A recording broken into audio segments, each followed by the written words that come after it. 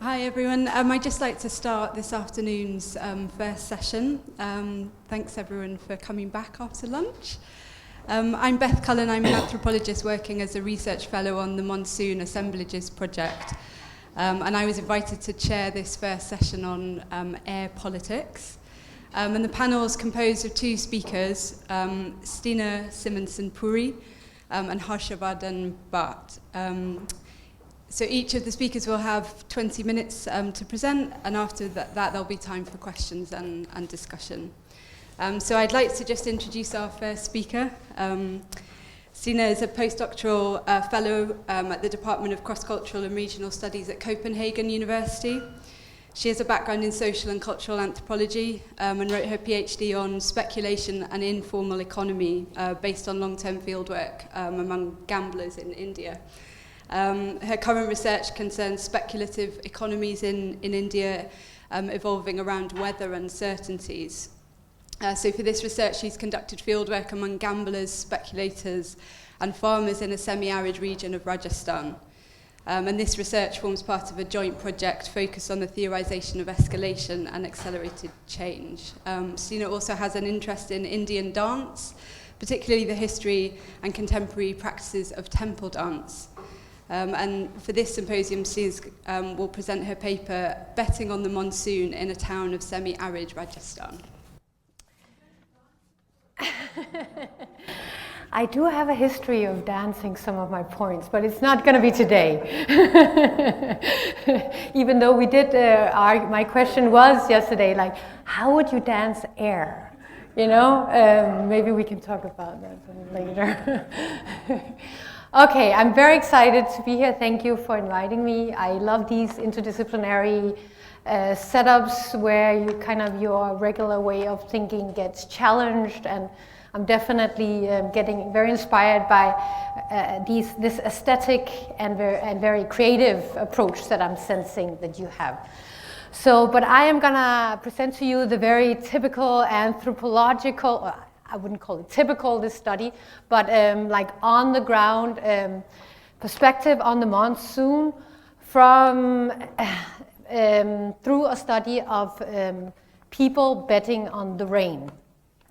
So the first question often when I say this, and even when I say, yeah, I study rain gambling, people are like, first they don't really hear, and then they're like, does that exist? And my first answer is, yes, it exists.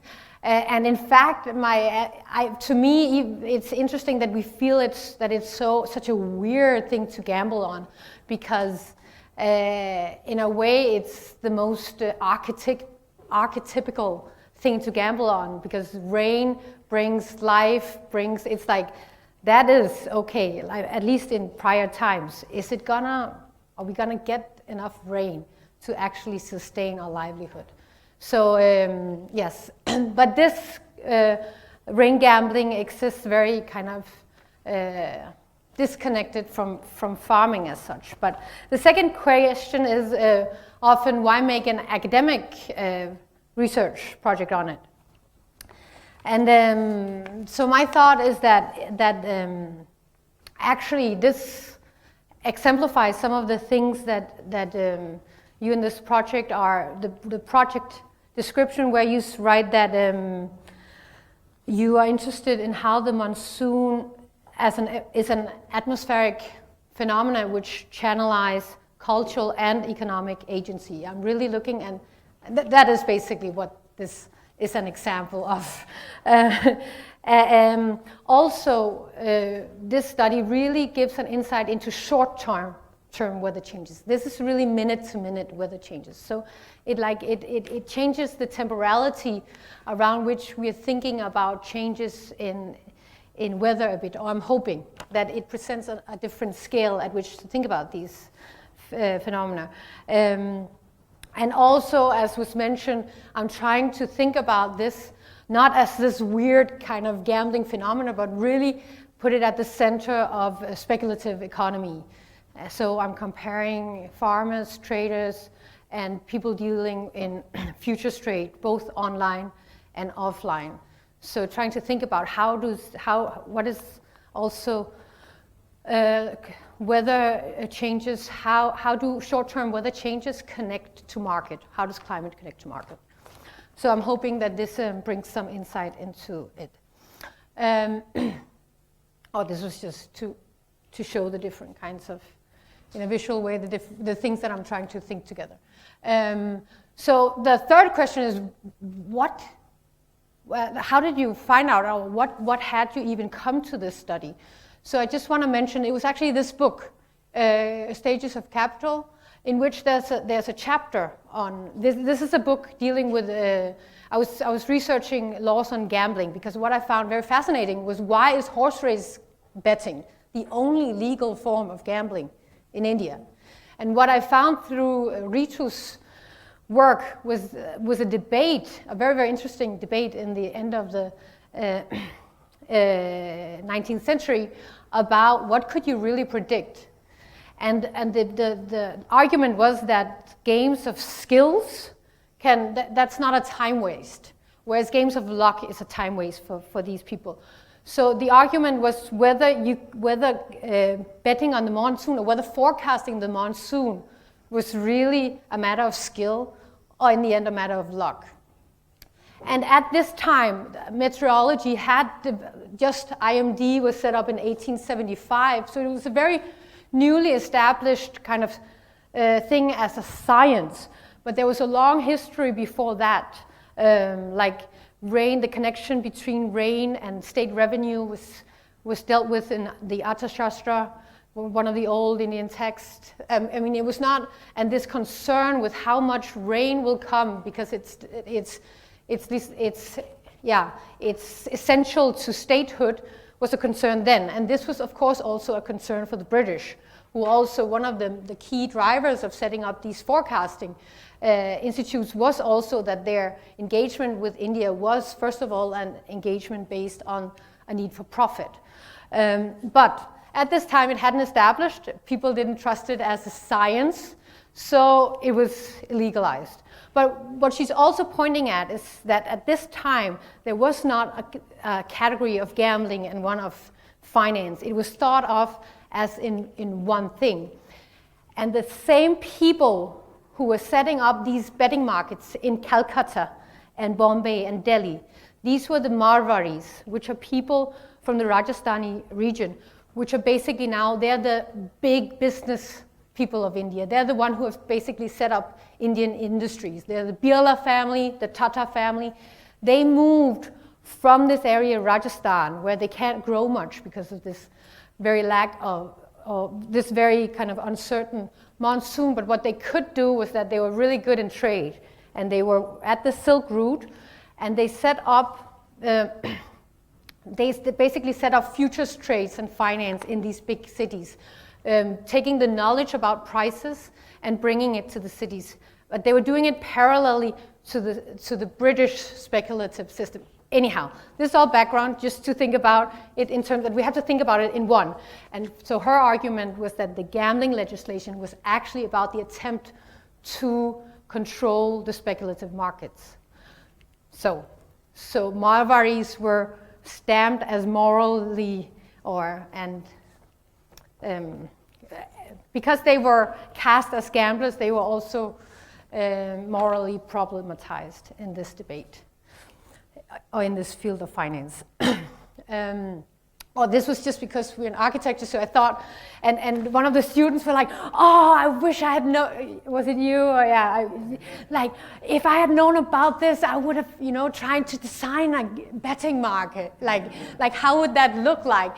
And then I was like, but maybe it's a little problematic. I mean, could you actually design things that by Indian constitution it's not legal? Anyway, support. But this is actually an example of these Havelis that these Marwaris set up, or they started out as places for trade, but once they scaled up once they moved to Calcutta and Bombay, and actually the structure, one is great in terms of climate because you have this, it's all like this square where there's extremely good ventilation, but what it also came to be was it was very good for futures trade. Because you could actually have bookmakers or traders at the different floors, and you could shout out prices, very similar to the Chicago Board of Trade actually, where it's all about having a center and having the visibility and the sound for there to be like a lively market where that's based on price. And what these structures also were, when they were built in the big cities, they also built them quite high. So you also had this access to clear sky view and to really feeling the air direction, which is essential to predicting. So you have to be elevated. Anyhow, that was just the architecture. But so you can still see these havelis. They're very nice buildings. This is from the area where I work. The other one was from Calcutta. Another haveli. So where I've done my so far 5 months of field work in this town in Fatehpur. And that's actually the fourth question I'm asked, is like, how did you find these people? And that was actually that I just read a couple of newspaper articles that mentioned that it was still existing, even though it's illegal. And there was mentioned a couple of towns that I didn't know in this area of Shekhawati. So I just took a bus and kind of searched from village to village and ended up in this Fatehpur, who is 1 out of 3 centers of rain betting today. Another one is in Palodi, and a third one is in Bikaner. And now they stopped existing 2007, as people say. Around that time, the Bombay, Calcutta, and Delhi markets kind of closed down. But now the bettors are still phoning this area, Fatehpur, and placing bets through telephone and money transfer. So it exists still with some of the same bettors. So this is basically the gambling setting I found. So it was not, a particularly lively setting at first sight, but it was in front of a haveli in a smaller scale. And so basically these men were hanging out. But what I also really found was that the monsoon, my imagination of the monsoon was the monsoon as a rain phenomenon. But I really come to understand this as a more like this time, as it's been framed as the rainy season rather than the monsoon, was more defined as a time of anticipation of rain than actual rain, because the rain came maybe, as you were saying, Andrew, every 10 or 20 days, and it really only occurred 4 or 5 times, if you were lucky. Sometimes only one. One of the years was only one. So it's really, and the rain comes within very short period of time. But now again, I'm talking, one of the arguments I'm actually trying to make is that you cannot talk about the rain coming to Fatehpur, because the rain, I was very happy to see these visualizations of the rain as extremely localized phenomena. Did you see in the break that this rain, it's almost like this stream of rain coming in. Anyway, I'll come back to that. So this is just to show you how kind of dry area it is. And the thing is also that it's non-irrigated. It's only monsoon-fed area because the water is too salty for irrigation. And the Indira Canal, which is hasn't reached this area. So it's really dependent on. So the question I'm kind of asking, also inspired by the framing of your project, is what is the spatiality and temporality of the monsoon from the perspective of monsoon bettors in Fatehpur? So it's kind of like, can we see these rain bettors as a kind of forecasting experts that is not dealing with the scale of India at large or the global scale, but from one side. They are, what is the knowledge of the weather you can get from one side, so to say? What is then the spatiality and the temporality of the monsoon from that place? And this, of course, again, is different from the way that the monsoon is grasped in meteorology, and also which feeds into public discourse, which is mostly informed by meteorology, that science, the reports and stuff like that. So these are the kind of images you also see. This is from the IMD website, which deals with short-term forecasting. So one of the things that you always have, actually both before and after the monsoon, on the front page of the website is this kind of advancement of the monsoon. So there's a particular temporality of the monsoon here, where there's like a 6-week, you were saying, it's the temporality of the monsoon here is really when it's travel above the or throughout the continent. It's a very long stretch temporality, so to say, and it's also very date oriented, like it's date.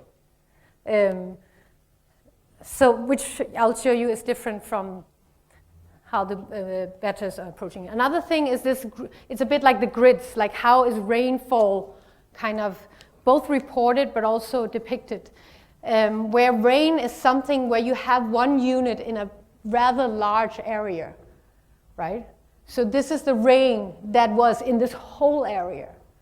So that's so it's like the map is like divided into, or the space is divided into these areas where within this area there's the same amount of rain, so to say. There's very little. It was from yesterday. That's why, or the day before yesterday. And also, of course, this. This is just, again, what's interesting also is there's a level of competition actually at the level of forecasting, like who is forecasting, is a SkyMat, there's these different platforms trying to get it right this year. But what's also really concerned is this idea of the total rainfall in all of India, right? That's a major concern, especially in relationship to markets. As if India was this big rain gorge where you could just kind of measure the total rainfall. Anyhow, so this is kind of one discourse or one model of how to think about the monsoon, which has a very broad, a rather broad both temporal and spatial scale. So what I'm going to show is how the rain betters approach it at a very more kind of smaller scale. So here we got a rain better, Ramesh. So so the question is here, what's going on here? First of all, what is he looking at, right? So what he's looking at here is really, he's trying to figure out, is it gonna rain? The rain is often, so people are betting between, minimum bet is 50 rupees, maximum bet is how much credit the bookie has, or the better that you can either bet person to person, or how people often prefer to do it is betting through a bookmaker because you can ensure payment, right? The other thing, you cannot trust that you'll get there, or there'll be, so he's this middleman. So, but the maximum bet, I heard somebody said he had betted himself was 50 lakhs. So I mean, so it kind of, as with also other forms of gambling, it actually captures many different social layers. So what is he looking at? So they have this concept, actually, that was also why I was interested in this seeing. They actually have like somebody who is somebody, they say that to try to predict the sky is to try to see its color.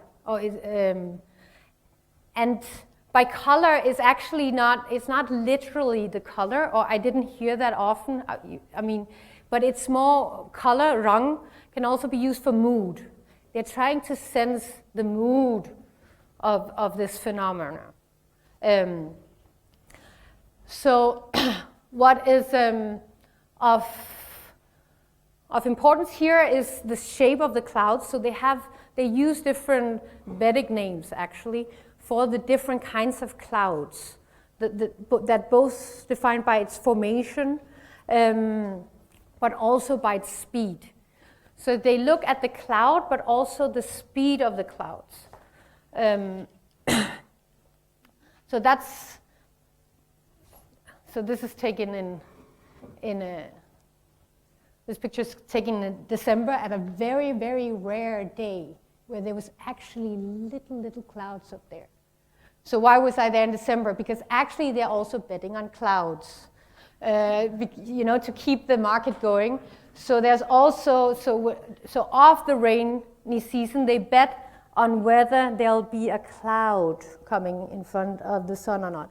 But this is not gut dark clouds, as you call it, because it has to actually darken the area, so it cannot just be this cloud, but this could be followed by a proper cloud that could create a darkening of the sun. Anyhow, but what you're also seeing here is a flag up here, where you really are all the time trying to see the wind direction. So the wind direction combined with looking at the sky, tells you of what is the underground, what is the wind at this lower level, and is it moving in the same direction as the clouds? So it's telling you some information on what's going on up there. But another, and I have to say this, that what they're betting on is also this pipe. So it's not just rain, it's actually rain coming out of this particular pipe.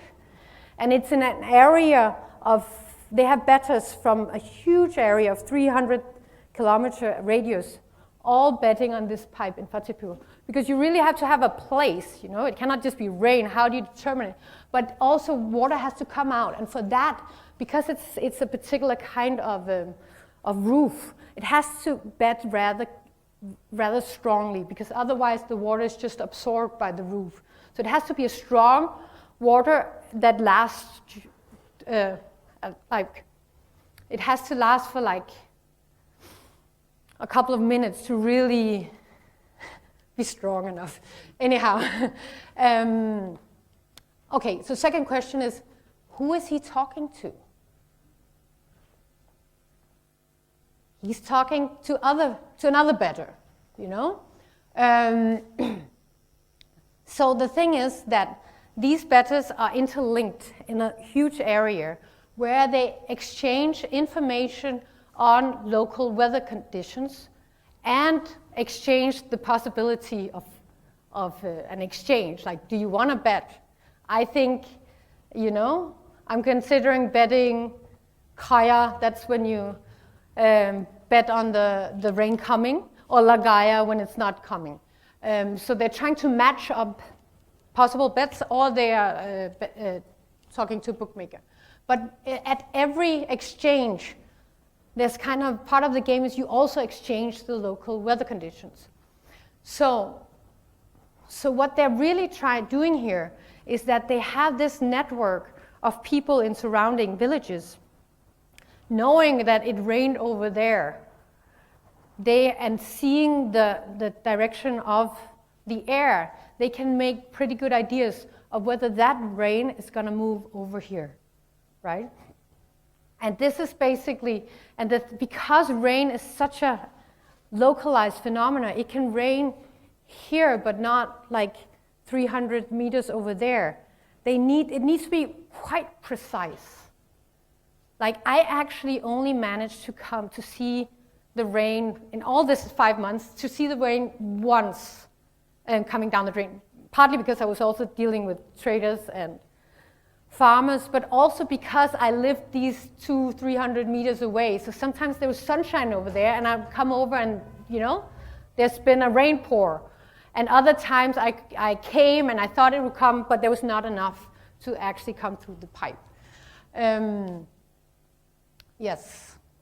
Oh, this is just a device I wanted to show you. This is actually because a lot of them are also involved in cricket betting, which is really the major betting market in India. And this, of course, supports their network. So they have because they're both involved in rain and cricket. And this is from a bookmaker. This just shows the importance of the cell phone in connecting to a lot of different places at the same time. But this is, of course, not for local information. This is just for knowing the odds at different places. 2 minutes, woohoo. Yes. So the thing is also that the way that the weather is measured, the official weather measure is, you can see how all, this is a local map of all the areas, but it's the weather station actually sits here. So this whole area is, in terms of regular approach to prediction, actually it's only represented by one kind of spot. This is the weather station, this is the weather gauge. Here is a measure of sun hours. This is maximum, minimum temperatures and moisture level. And this is one of these automated satellites. The other ones depend on staff. 2 times a day, somebody has to go and check what is the information.